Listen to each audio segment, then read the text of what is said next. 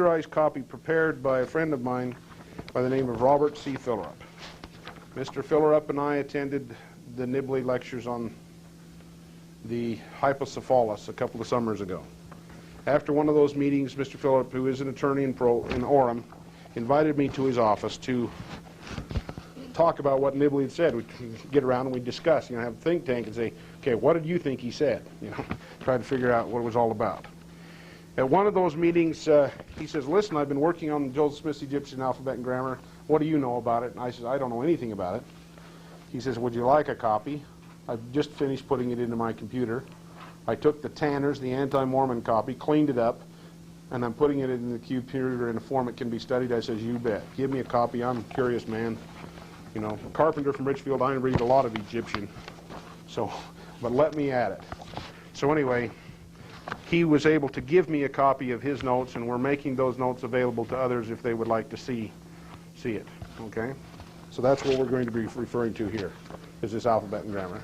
And we're going to be dealing with the alphabetical section that he produced. He got the computer to alphabetize it. Once the computer alphabetized Joseph's notes, then we could begin to see patterns that we could not have recognized otherwise. So under the A section, this is what I began to look at, and I hope maybe you can see after this long 2-hour introduction how we reached the conclusions that we did. In this case, Joseph Smith would give us a mark, looks like a little check mark or something else like that. He said that is awe. And what did he define awe as being?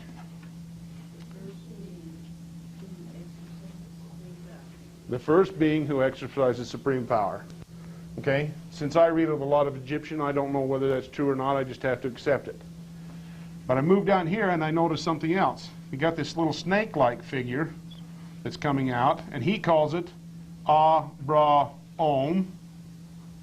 And I noticed that the definition of that phonetics is a description of the prophet we know as Abraham, suggesting that whatever system Joseph Smith was working with, he was getting different vowel sounds than we would normally have gotten through the traditional means.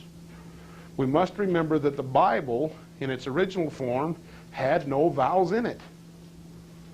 It was completely consonants. And the vowel marks which we presently use to pronounce Hebrew came at a relatively late date. And there would be no way for us to really know how the words were originally pronounced at the very beginning. We look down the page, we see this little half-moon-shaped wing-like figure, and Joseph Smith says that's A-E, or it can be Owen, or A-E, or O-A, but that figure means the earth. I'm saying, gee, that's interesting. Looks like Greek to me. Until we turned to the second page. Do you remember what that "ah" was again? The name of the first being? Okay. Watch and see if you don't see what I saw. The computer had allowed us to see Joseph Smith's projection from different pages. It put it on one page and showed you that sound and that figure in its 5 degrees. We began with awe, which was from the first page, which what? First being? Okay. Does that match in the first degree? It does, doesn't it? But awe-lish then in the second degree, what is added to it? In the third degree, what is added? In the fourth degree? In the fifth degree, what is the definition of awe-lish? Have you seen any of those words before? Can you see that that is a description of those 10 fruits from the tree of life? Can you see the problem that has arisen? This is the tree of life from the Kabbalic rabbis. Okay? The title of the text is what? An Egyptian alphabet and grammar. See the problem? the light comes on and says there's something wrong here. This should be a Reformed Egyptian in alphabet and grammar. That Hebrew should not be there if this is an Egyptian grammar, right? So there's something we're going to have to learn about this and check closer to. Immediately I said something's funny, something's fishy. That's Hebrew stuff in a supposed Egyptian document. I don't read Egyptian, but I do know something about Kabbalic Hebraic material. So we said, let's look down the page and see what else we can find. As we began to go down the page, the next word was amios. Remember where we started in this thing? Remember that pyramid of the alphabet? That breakdown? Who is A?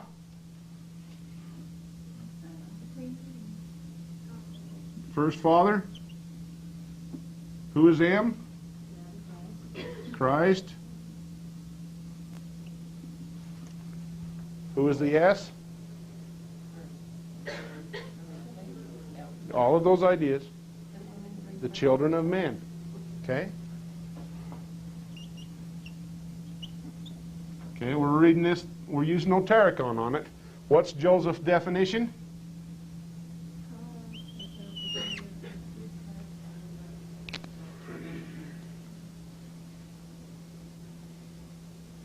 What is the doctrine? The word itself gives us the doctrine of eternal progression. That man and the Son and the Savior and the Father can work together to become God. And that's all tied back to the alphabet. Okay? You follow what I'm saying there? We scan down the page again, looking for more Kabbalic material. There should have been some kind of flag here. The name of this next character is what? Aleph. Is that Egyptian? No, that's Hebrew. Not only that, but look at this. If you want to draw the figure of Aleph in its block form, okay, I'm just going to squiggle it here so you can see how it goes. Okay, something like that. It's blocked. It's not an X, but I'm not very good at this. Okay, that's the figure Aleph. Is this half of it? This is half of it. Where's the other half? And I'm saying, what's Joseph Smith doing, dividing the letter Aleph into two halves and defining what each half of it is?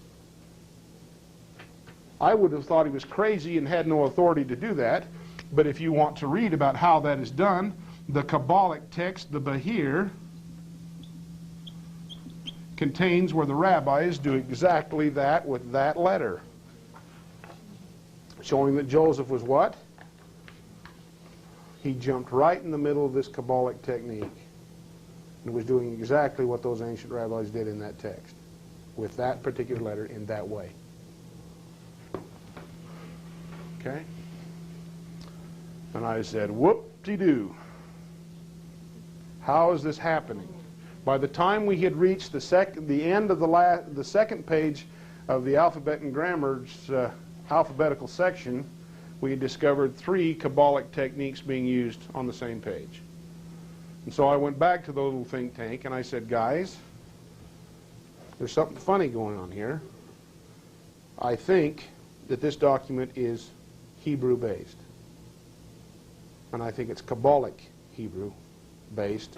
And I think that's how it's going to have to be read. And if we read it that way, we're going to find some interesting things start happening.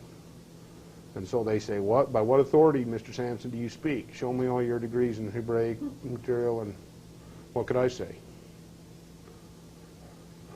Let me show you how it works. If I'm right, it'll have to stand for itself, and if I'm wrong, it'll have to stand for itself. But let's look and see if we can't read it by using these techniques. I think it's Notaricon. I think we can take every syllable from every one of these words apart and define it by looking at the Joseph's definitions and by separating both the syllables in a word and Joseph's definitions, we can figure out what each sound meant, and therefore we can figure out what each letter means and reconstruct language at the very beginning over again and look at it for the first time anew. So they said, go to it, Mr. Sampson, see what you can do. We want to see more. So I'd like to show you the kinds of things that started to come out of the page. For those of you who haven't been introduced to this book, okay, it's produced by a man by the name of Charles M. Larson. It's called By His Own Hand Upon Papyrus. It is probably the most cleverly produced anti-Mormon book you'll ever see. Some 30, I believe they told me some 34,000 of these were mailed out, okay, and many more than that were printed. Their position was that Joseph Smith could not read Egyptian. They went and got the original scrolls, photocopied them, okay, and proceeded to get Egyptologists to lambaste Joseph and his ability to translate Egyptian, because they could read part of the Egyptian on them, and they said it doesn't match anything like Joseph Smith's Pearl of Great Price material. The supposition would be then that Joseph was a phony and a fraud, and we were all been duped. My contention is that they're reading the Egyptian on the page, and that Joseph is reading the Hebrew on the page. Okay, the Reformed Egyptian on the page. Okay, he's reading the Egyptian and the hieroglyphic at the point of their construction. He's dissecting the language to degrees which Egyptologists don't even know exist at this point. Okay? So, in this book, these gentlemen here choose one word which they say is purely gibberish, which cannot be read and is completely out of the imagination of Joseph Smith and proves that he was a phony, and that is this phrase, Iota Taus Zipzi. Okay? And we'd like to look at it now. Now, the definition that Joseph Smith said was Iota Taus Zipzi is what? In the fifth degree, notice the fifth degree. I'll show you what the original hieroglyphic he took it from looks like. Okay. It's called a branch. Okay. Joseph's working with just the end of it. Okay. Joseph Smith said the Iota Taus Zipzi was the land of Egypt, which was first discovered by a woman while underwater, and afterwards settled her sons, she being a daughter of Ham, any land overflown with water, a land seen to be overflown with water, a land overflown by the seasons, land enriched by being overflown and low and marshy ground. Okay? I want you to remember this low and marshy ground. It's a marsh. Okay?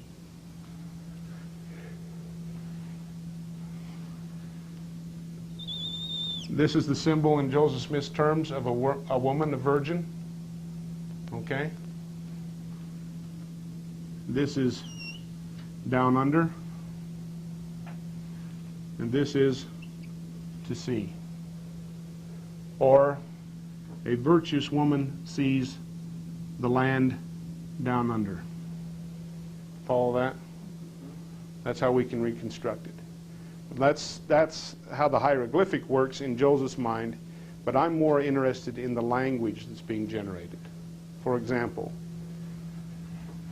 Iota is what language? Greek. Greek. Taus, if you've been paying attention, is what? It's Hebrew. It's that last letter of the alphabet, the lowest letter on the sequence, that which is below. Zipzi. What is that? Joseph Smith says that is virgin. We look at it in the Hebrew and we find that Moses' wife was named Zipporah. So we see a relationship there. But we said this is a funny word if part of it is Greek, okay, and part of it is Hebrew, we checked around and found out that zip, is Mayan. Could that be related to a Reformed Egyptian? So we said all of a sudden we've got a Greek, Egyptian hieroglyphic, and we've got a word that's made up of Greek and Hebrew and Mayan roots. What kind of language are we dealing with? And how would Joseph Smith have known that? Could this be an Edomic dictionary? And is that why the Egyptologists can't read it? Is that why his phonetics is bleeding over into the roots of all these other languages at the same time in the same words? It became curious. We kept looking. We said, how can we read this word and defend Joseph? In the Pearl of Great Price, is Egypt a positive or a negative term? It's a negative term. Egypt is that which is forbidden. Remember that phrase? So, we have this virgin upright principle, and we have that which is below, and this we have I see. If this is Kabbalah, what if we use Tomorrow on it and read it backwards? Would you please read it backwards, phonetically? Z, zip, taos.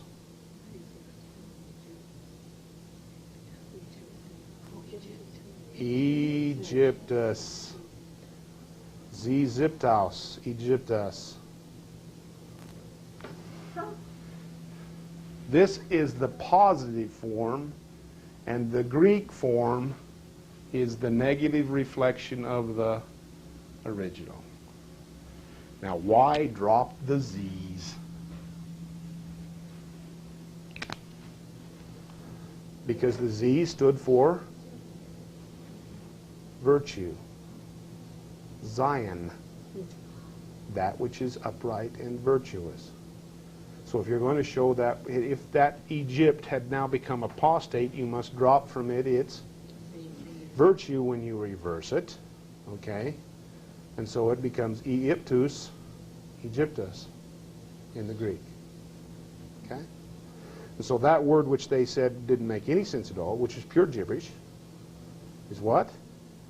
A simple Hebraic Tomorrow reflective construction. Now, why drop the Z's again? Have you ever seen the phenomenon of the phenomenon? That's a word for you. The phenomenon of the dropping Z's in the Book of Mormon. Let me finish this question. That question first. Have you seen the phenomenon of the dropping Z's in the Book of Mormon? Have you ever heard of some guys called Zenos and Zenic? Who are they? And Enoch. Why? Because if the Z is standing for Zion, Zion has fled. Zion has fled.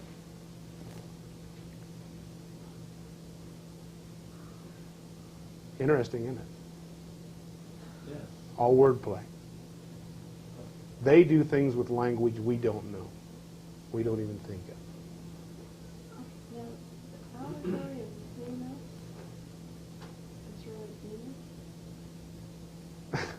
What I'm saying is that you're just looking, Zenos and Zenic are two forms of Enos and Enoch, depending on whether you want to leave the Z's on.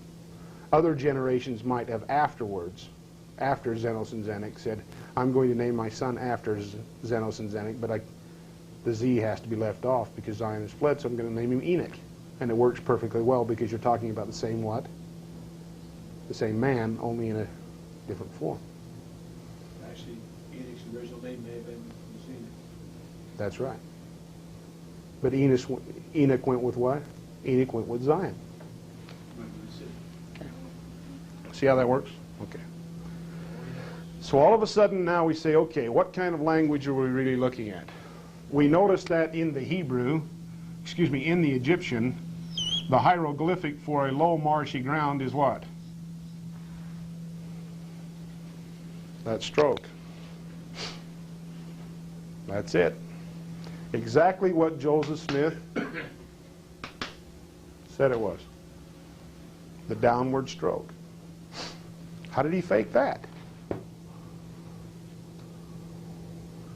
He didn't fake it. Joseph knew that the downward stroke was that which is underwater. Just as the same, he knew that the upward stroke, you remember on that other page he called that upward stroke the earth? Okay? And he called it what? Owen, or OA. Okay? So he took the whole and he said this is Yah-O-A,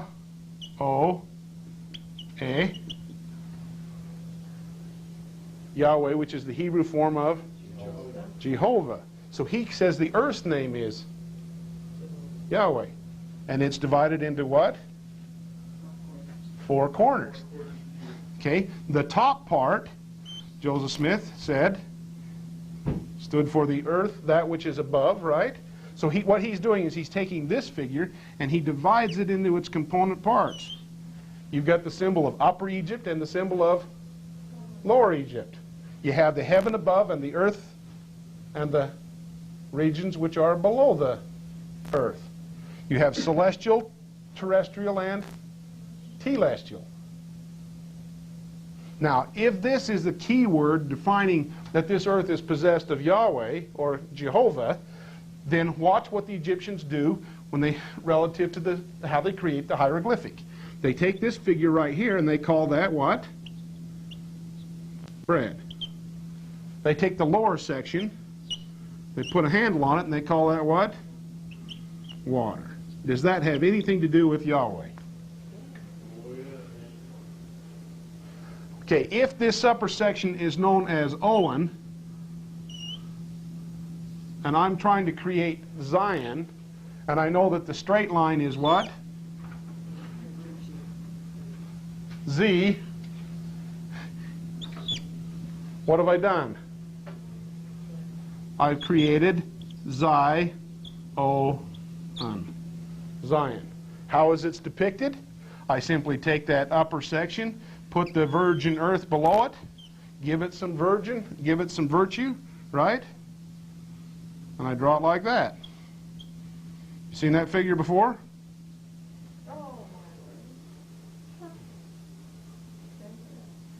You got Deseret. Or you can do it like this.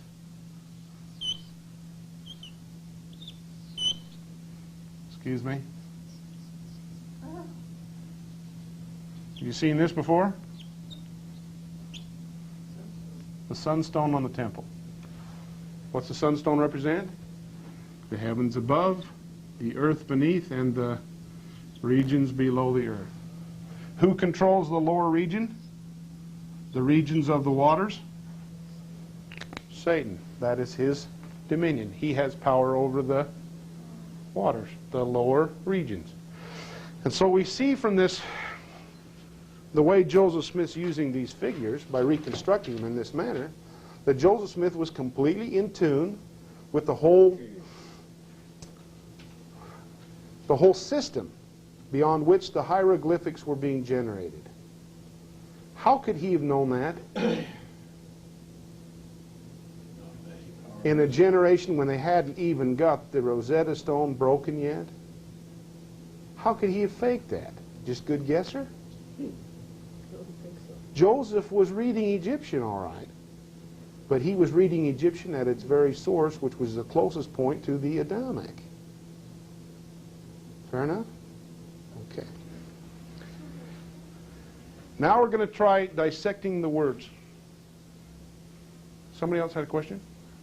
I was just wondering about, so when Adam was on the earth, and then we have the flood, Yeah. and then the Egyptians, it just kind of got on. At the time of Noah, right? Noah had 3 sons. Who were they? Shem, Japheth, and who? Ham. That have anything to do with the branch? the branch of Noah's family. Shem went one way, Japheth went the other, and Ham came to the land which was down underneath the water. With the forbidden. Was his daughter Egyptian? Yeah, that's her name. No, but his daughter's really name was Ziziptaus. Zizip. She was a virtuous woman. Okay. Ham's daughter. So that's why the language comes, that's why you have the Egyptian that's so close to that. Yeah, because these are the people who are the Semites who are speaking Hebrew, right? These are the people who are speaking Egyptian, and they're so closely related at its earliest point that Joseph Smith's Egyptian alphabet and grammar works in both languages. Okay. I attended a fireside years ago where a man who spoke had been commissioned by the church. He was Egyptian, professor here at the university, to translate the Book of Mormon into Egyptian. He only got partway into it. He said, this is a Semitic language. And Is Dr. Shinari? What was it? I think it's Dr. Shinari. Go That ahead. sounds right. I've been many times. Okay. But it was impressive that He recognized that the book he was trying to work with, it worked very well to put it back yes, he because said it fit. Yeah, it had to have come from Semitic language, the way it was structured. He saw that. Good.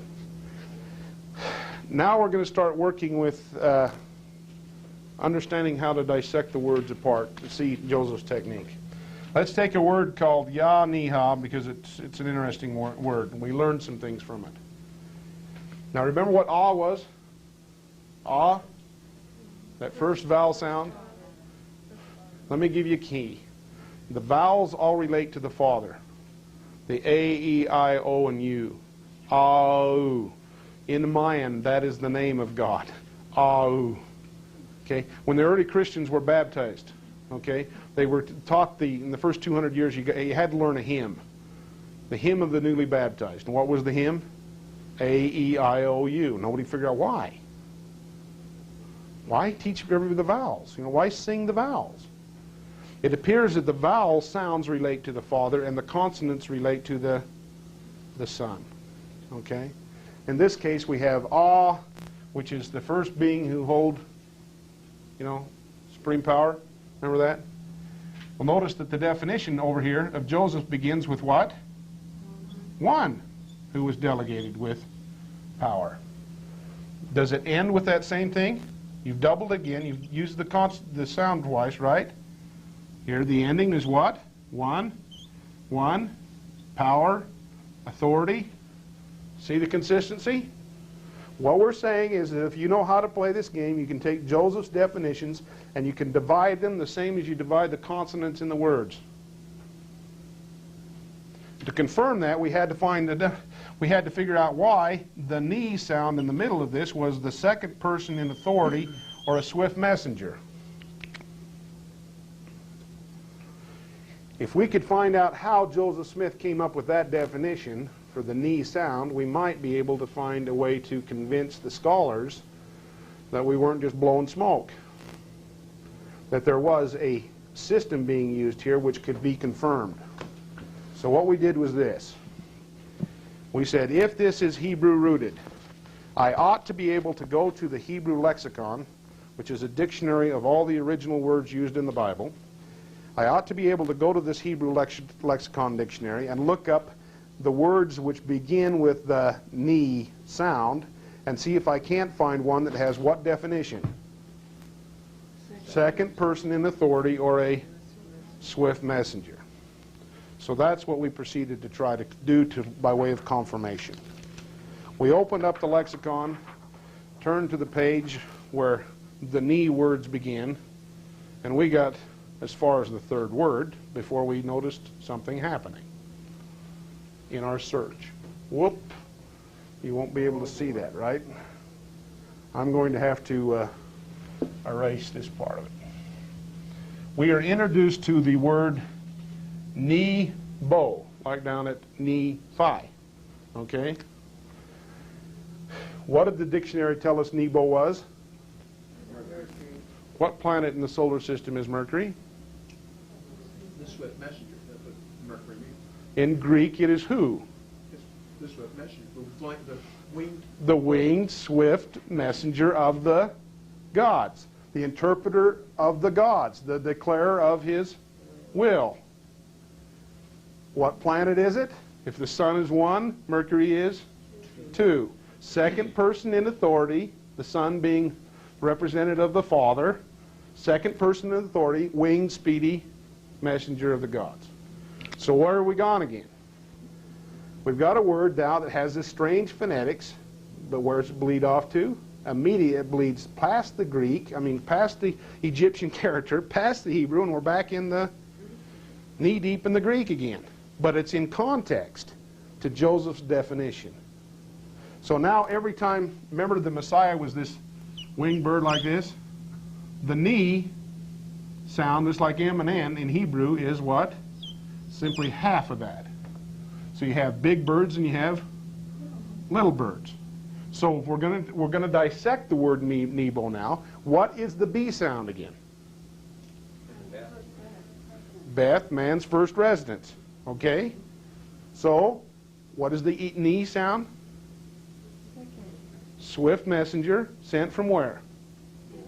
Man's first residence. Nebo. Okay. Does it work? Okay. We said if that's the game that's being played, let's turn to the next page in the dictionary, see what else we can find. On the next page, we're introduced to the word in Hebrew for a prophet.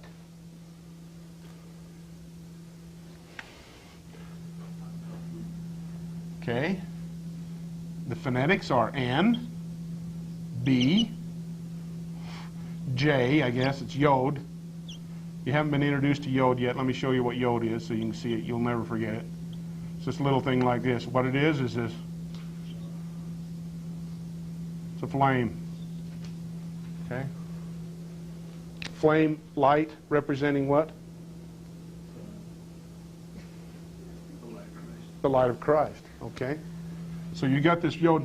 Then you've got this ox in here again, all right? So tell me what the word means. N is what? Knee is swift messenger. B is what? Man's first residence. What's a swift messenger bring?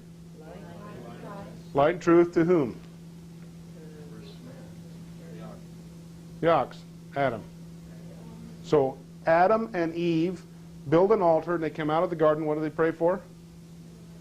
Further light and knowledge. So what's God send them? Prophets. The word then becomes what it is. You simply dissect it into its component parts and it tells you the story of how that word came into existence.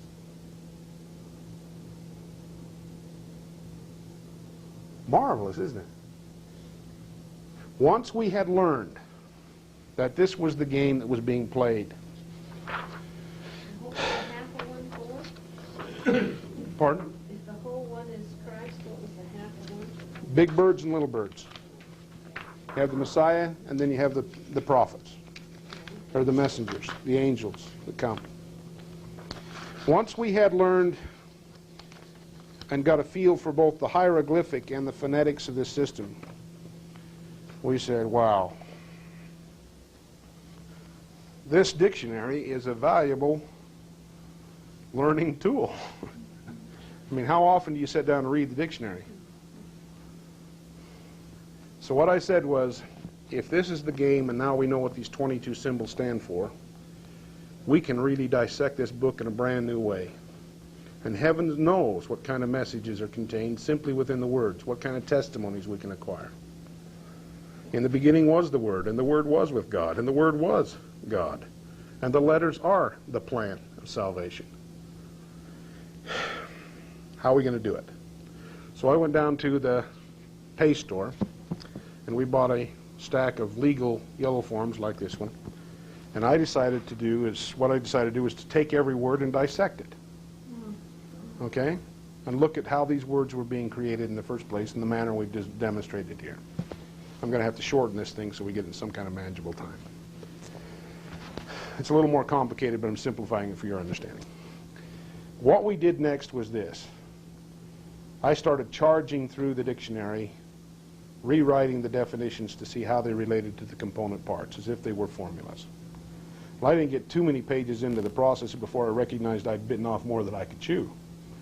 The carpenter from Richfield had taken on quite a task, and so he says, I think what we better do is take on just a leg of the elephant at a time.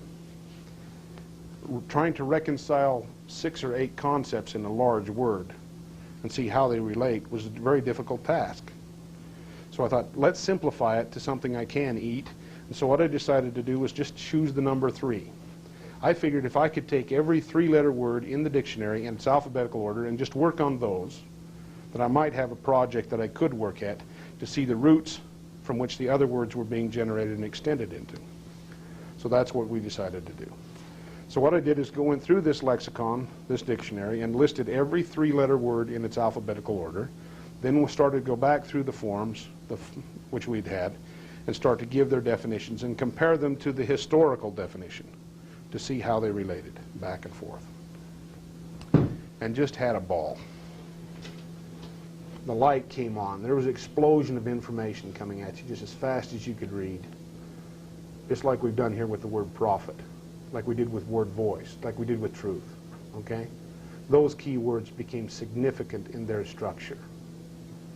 The mystery of it started to be unfolded to our understandings. And then we had a problem arise. Sometimes it didn't work perfectly. And I thought, how am I ever going to be able to sell what we've discovered to a scholar in a reasonable manner if it doesn't work all the time?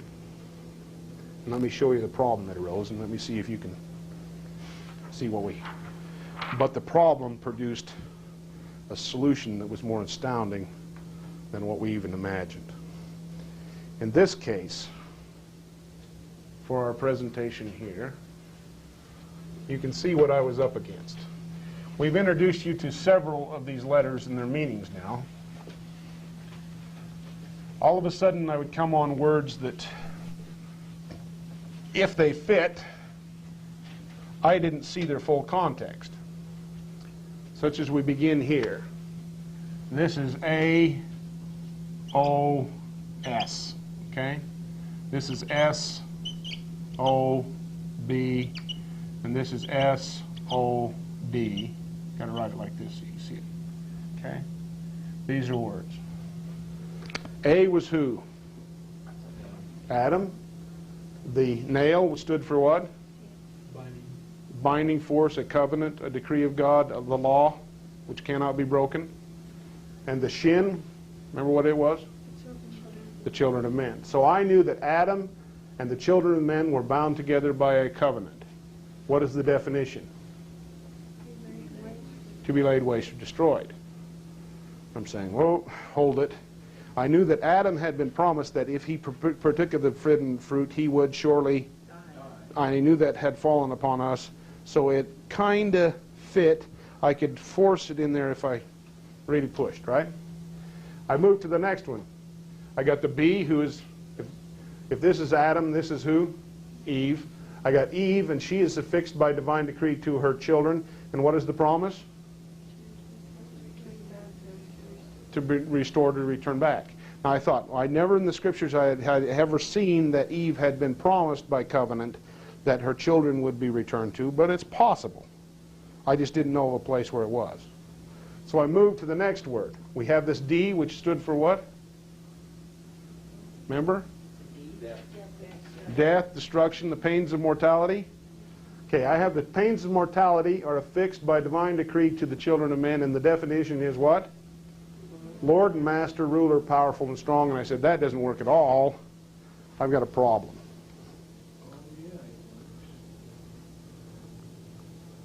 The Lord and Master, ruler and strong is Satan, who brings death and destruction by divine decree. Yeah? Watch this. Watch. This is where it happened.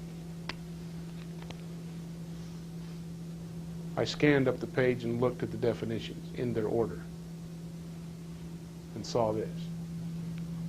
If I have died, I am promised to be returned to the Lord. And I said, surely it cannot be.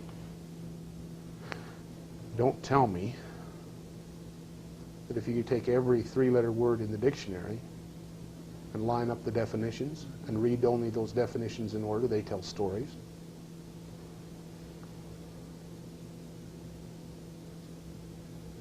Have you found other patterns like this? That's what we're discussing right now. Could this system be so complex that the whole thing is just an elaborate code, and that 3 is the base of the code? So what we did was I scanned ahead quickly. The next word was to cause fear or to be leveled. I looked at these were all negative. I looked at these positive, and I came to a jackal, followed by a doorkeeper, and then Satan lying in wait. And I said, I think I know the story. I read Nibley's book. What I'm looking at is the outline of the sarcostasy scene from the Book of the Dead.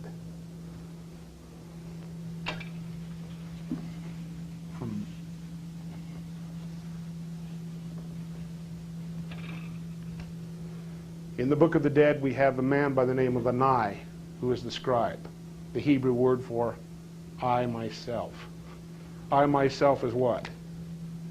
I have died. I am promised to be returned to who? From whence I came out. Okay? Before I can get there, I have to what? Be leveled. Does that have anything to do with this? If I weigh in the balance and I'm end up on the left-hand side, what happens to me? I'm just going A, B, C, D, E, F, G, H, I, J, K, L, M, N, P in this process. Okay? On the left-hand side, if I weigh light, what happens to me? I sink down into a pit. I am whipped, lashed, and scourged. Who does that? Remember this character? Yeah. Okay. You remember what this stood for? The flail? Mm-hmm. Justice? If on the left-hand side I meet justice, what's going to happen? My skirts are going to be examined. I'm going to be exposed to my shame. If that is doubled, what happens? I'm made a prisoner, captive, go away naked, and caused to stink like garlic. Without a garment. Okay? You go away naked without a garment. Okay. If on the right-hand side I weigh heavy against truth, what am I given? A quiet resting place. I'm made free, rich and wealthy, freed from all distress. I can run and not be weary. Why? Because I got mercy, and I'm made strong like the ox. I can go wherever I want. I'm free. But I can't get to those blessings until I get past the who? The jackal and the doorkeeper, who is who? In the Egyptian, he is Horus. We're back at the bird again. If you want to see this in its full context, read 2 Nephi 9. This chapter, 2 Nephi 9, is a discourse based on that scene. Okay? Suggesting that that scene was somewhere contained within the brass plates. That had to be the source. So if this bird is Jesus Christ, what's he doing to this poor man and I who's died, who's worried about suffering the second death? He comes next to what? A wall of whiteness. What is the wall of whiteness? Some kind of veil, someone said here. If he can get past this wall of whiteness, he comes to a, can you see it here? The lily, by symbol, is the Egyptian form of what we in the Western world call the fleur-de-lis. Okay? This is lotus, fleur-de-lis. Okay? The symbol of resurrection. So what's on the top? The 4 sons of Horus, resurrecting all the body and parts of the dead man. Have you seen this symbol before? That symbol? Yes. Star Trek. On Star Trek. Okay? Who invented it? For Star Trek? Little Leonard Nimoy. Now, where did Leonard Nimoy get it? He's Jewish. On Yom Kippur, when they went to the synagogue, what would happen? The women would never see this. The children would never see this symbol.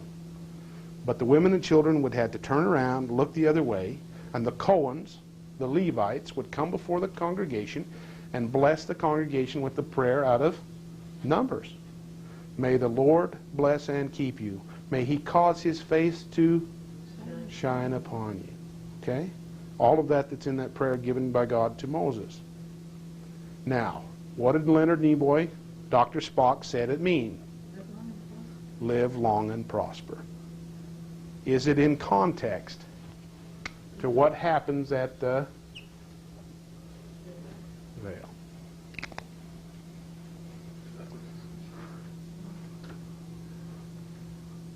Is it? Okay. We know nothing. So here we see the Father with His scepters of judgment. We see the all-seeing eye of God. Okay? If I can get to this position, what happens? I'm set free. It's a place of scorching and burning. I go through some kind of twisting exercise. I'm given a gift, or I'm freed from punishment, and I finally prostrate myself upon the ground and give honor to who? The Father. Now, okay, we said, Mr. Sampson, what have you done to us? You've changed all the rules of linguistic history. Can you see why this is cold fusion for religion? This means that when Hebrew was created, there was nothing evolutionary about it. Somebody said, I've got this scroll in front of me. I have this story about a man who is being judged to see whether he's going to suffer the second death. And I think I will create words to tell the story by combining symbols in their proper order. And so I think I'll just create 40 of them or more. And I'll just do them in alphabetical order, and I'll give them these definitions, and they will match the scroll which I have before me. And thus I will create a language which will then teach the plan of salvation in a coded form. And if you know how to break the code, you will know what happens to a man when he dies. And here are the words to tell you. Is there great intelligence behind it? Is the hand of God behind it? Yes. So what we said next was, if this works in this case, what happens if we start going back through our little pile of legal yellow pads and see if there are other stories being told that we might recognize by way of parable and parallel? And that was your question, wasn't it? He jumped way ahead of the rest of us. If it works in one case, do you suppose it works in another? So we've got all kinds of squiggly we've got to erase off this board, don't we? What we found next was a story starting with the beginning word called Magi. Remember who the Magi were? Okay. It begins with an M, which is who?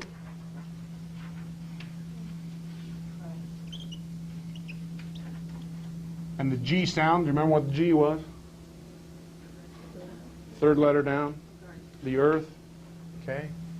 So we got the garden of the earth. So we started, you know, Magi is people who understand about Christ's garden, understand about the earth. Okay? The definition of that word Magi is wise man. The next word in alphabetical order with 3 letters in it is what? Noble and precious fruits. And the next word after that one in the dictionary was a tower. And so we had the basis of the beginning of the story. we had a wise man who had a tower in a garden. The first place we looked, of course, was for that sequence as it appears in Helaman, chapter 7. But it didn't follow, because down here below we had invaders who come from the north, okay, who cause fear and dread, who cause somebody to be driven out. And so we had a problem. We had to find the story. We found that if we went to Isaiah chapter 5, that chapter begins with this sequence. But it doesn't carry it all the way through. So we continued our search until we found that the whole story was being described in B&C section 101, verses 43 through 67. And then we were faced with a problem.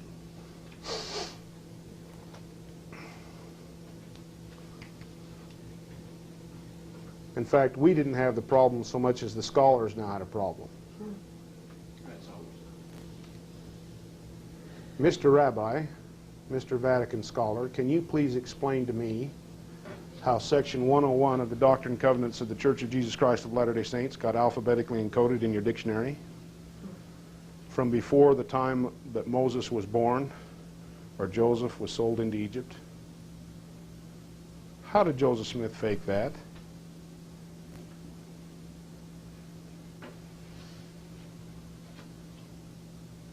Your answer, sir.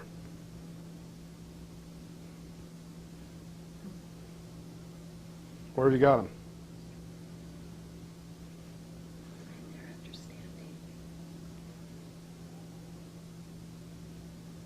It's right there on that board. Section 101 of the Doctrine and Covenants of the Church of Jesus Christ of Latter-day Saints is older than time. Was Joseph Smith restoring ancient material? But he was keyed in. I don't know how much he understood about what was going on because he was hearing in English. Can you imagine Jesus Christ as he gave his parables? He says, having ears ye what? Hear. Hear and hear. Hear not. Hear not. Having eyes ye See see not. Why weren't they listening close enough? Could it be that his parables are simply alphabetical phonetic progressions, as this one is? Is he laughing at us? No. If you know the word Megiddo, you've heard Megiddo,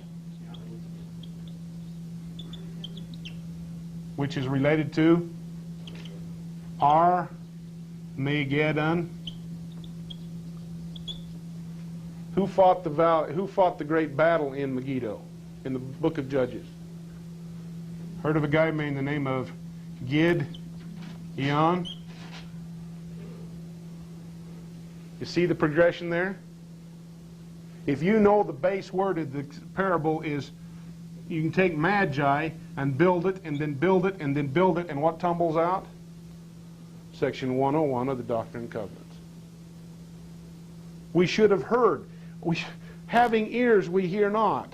Having eyes we see not. We should have recognized that there was a connection between Gideon and Megiddo and Armageddon. That the phonetics was the same.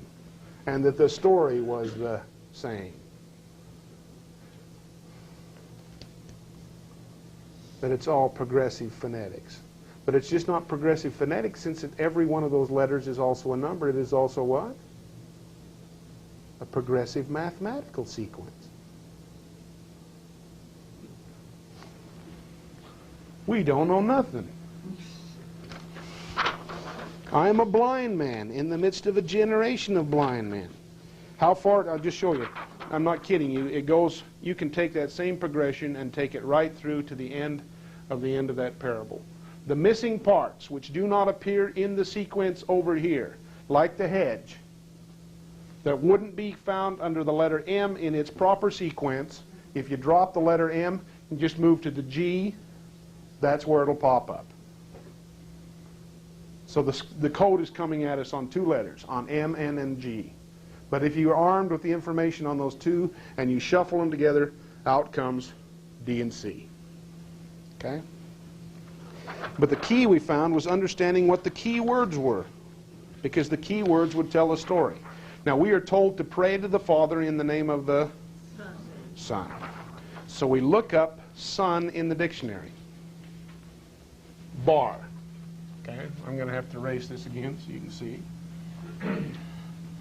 Okay. See if there's a story being told here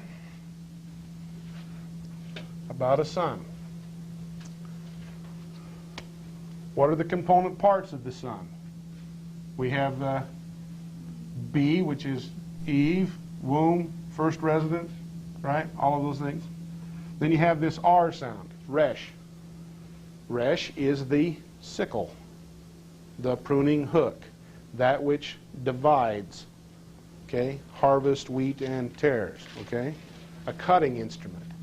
And so what is a son? A son is that which is cut from the, separated from the womb.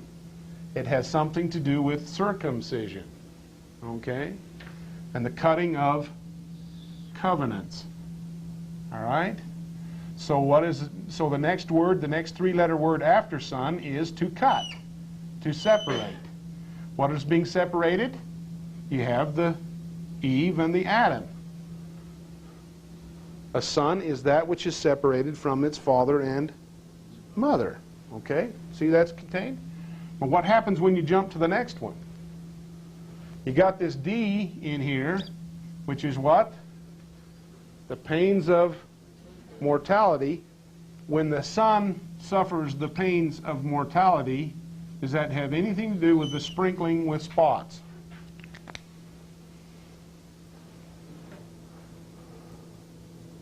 When Jesus went into Gethsemane, the weight of the sins of the earth, what?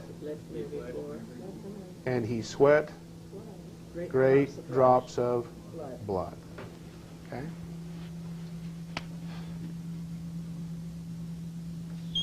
Did the Son, see this tall tree? Did the children of men nail the Son to a tree?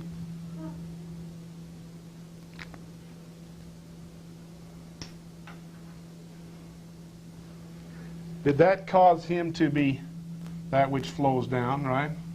Cut, sword. Did that cause him to be pierced through? Did he then receive wounds? Were those wounds made with instruments of iron? Okay. Was he whipped in that process? Did those wounds then pass through him? And are they likened to the bite of a serpent? The bite of a serpent.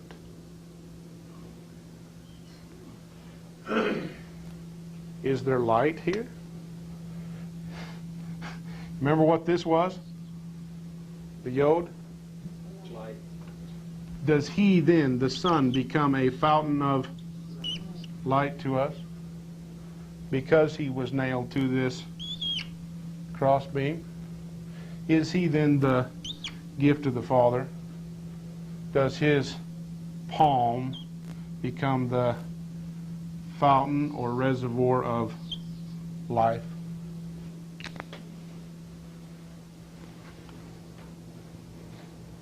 See what's happened? What is this book? It's the history of the world. That may be the plates that were sealed up in an impure form. In an impure Don't have all form. the ones there. Yeah. What have we got? In the beginning was the Word, and the Word was with God, and the Word was God. Go ahead. Now, our Webster's dictionary, it's changed over the years. We've put words in, we've taken words out. Has the Hebrew lexicon survived that process? It was just generated out of the Bible as we have it. So yes, there are missing words in the sequence. Just as there are missing letters. Actually, it'll probably improve with time. But what- Scholarship improves. Yeah. But what we got is enough to what?